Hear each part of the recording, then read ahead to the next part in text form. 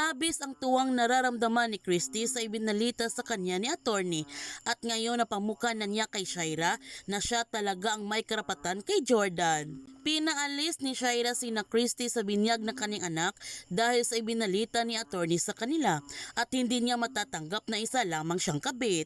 Pinagsabihan naman ni Leslie sina Shaira at Jordan na pwede silang kasuhan ni Christy dahil nagsasama sila sa iisang bahay at may anak pa sila nito. Nilalaso na naman ni Shaira ang isip ni Jordan na kailangan gumawa siya ng paraan para protektahan sila nito mula kay Christy.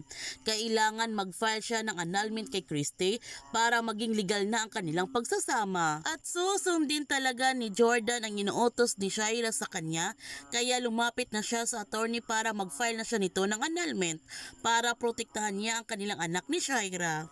Habang si Leon patuloy pa rin ang kanyang panunuyo kay Christy at nagbakasakali na magkabalikan sila nito.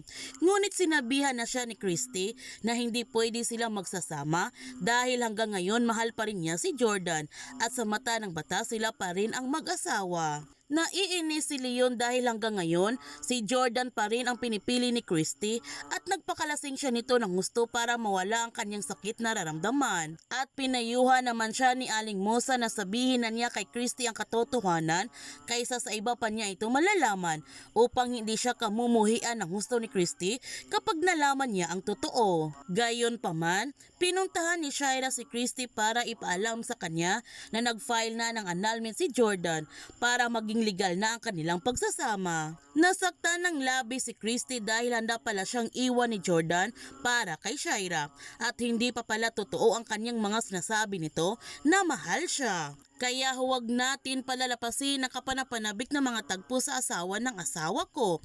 Kung bago ka pa channel ko, don't forget to like, subscribe, and click notification bell para palagi kang updated sa mga videos in-upload ko. Thank you for watching and God bless to everyone!